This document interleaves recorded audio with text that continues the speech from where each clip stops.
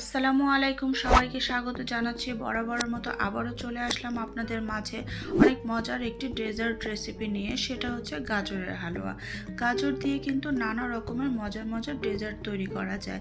তার মধ্যে অন্যতম হচ্ছে গাজরের হালুয়া, যা আমরা প্রায়ই সবাই খেয়ে থাকি। আজকে তৈরি করে দেখাবো কিভাবে খুবই সহজভাবে আমি হালুয়াটা তৈরি করে থাকি। এখানে আমি 1 কেজি 200 গ্রাম গাজর নিয়েছি এবং ভালো করে পরিষ্কার করে ছিলে নিয়েছি।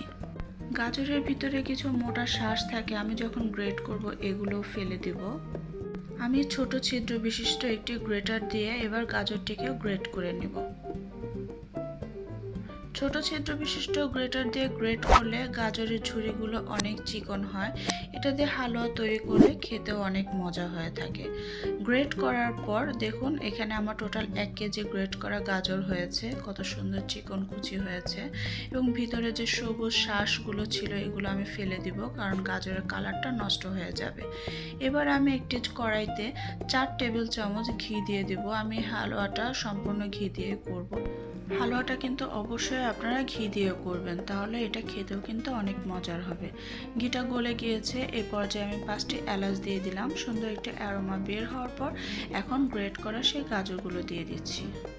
আমি চুলার আঁচটা মিডিয়ামে রেখে গাজরটাকে ভাজা ভাজা করব, যেন 8 থেকে 10 মিনিটের মধ্যে গাজরটা খুব সুন্দর ভাজা ভাজা হয়ে যায়। এর মাঝে গাজরের কাঁচা গন্ধটাও চলে যাবে এবং যতটুকু পানি বের হবে গাজর থেকে সেটাও চলে যাবে। সামান্য একটু লবণ দিয়ে এটাকে ভালো করে ভাজা ভাজা করে নিচ্ছি।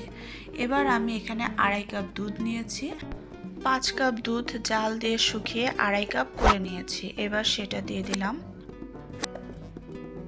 নাড়াচাড়া করে মিশিয়ে নিচ্ছি। দুধটা শুকাতে শুকাতে গাজরটা সম্পূর্ণ সিদ্ধ হয়ে যাবে। ভালো করে মাঝে মাঝে একটু নাড়াচাড়া দিতে হবে। এ পর্যায়ে চুলার আঁচটা একটু বাড়িয়ে দিব। আমি এখানে মিডিয়াম হাইতে রেখেছি যেন তাড়াতাড়ি শুকিয়ে যায়। মোটামুটি একটু শুকিয়ে এসেছে।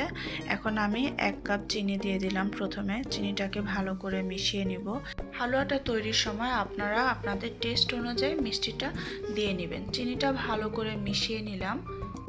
এবার আমি বাকি 1/2 কাপ চিনিটা গাজরের মধ্যে দিয়ে দিলাম এবং ভালো করে নেড়েচেড়ে মিশিয়ে নিলাম। টোটাল আমার 1.5 কাপ চিনি লেগেছে। এখন 1 কাপ গুঁড়ো দুধ দিয়ে দিচ্ছি। চিনিটা থেকে একটু পানি বের হবে, এই কারণে গুঁড়ো দুধটা মেশাতেও সুবিধা হবে। ভালো করে নেড়েচেড়ে মিশিয়ে নিচ্ছি। দেখুন হালুয়াটা কিন্তু আমার অলমোস্ট হয়ে গেছে। এখন আমি আমার স্বাদ মতো কিশমিশ ও বাদাম কুচি দিব। এখানে 1 টেবিল চামচ কাঠবাদাম কুচি দিয়েছি, 1 চা চামচ পেস্তা বাদাম কুচি, 1 টেবিল চামচ কিশমিশ দিয়েছি। ভালো করে নেড়েচেড়ে মিশিয়ে নিচ্ছি। গাজরের হালুয়াটা কিন্তু আমার সম্পূর্ণ হয়ে গেছে। যেহেতু হালুয়াটা সম্পূর্ণ হয়ে গেছে, এই সময় কিন্তু অবশ্যই চুলার আঁচটা মিডিয়াম টু লো ফ্লেমে রাখতে হবে। দেখুন হালুয়া থেকে কিন্তু ঘিটা ছেড়ে এসেছে।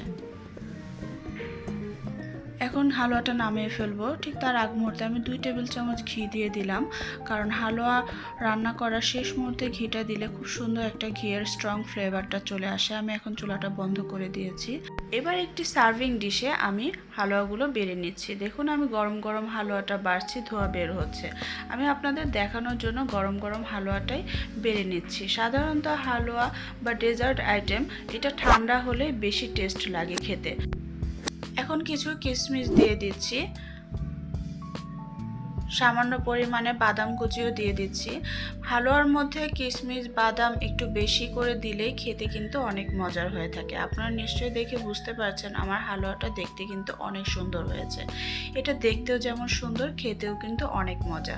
আমার এই রেসিপিটা একবার ট্রাই করে দেখতে পারেন। আমার দৃঢ় বিশ্বাস আপনাদের ভালো লাগবে।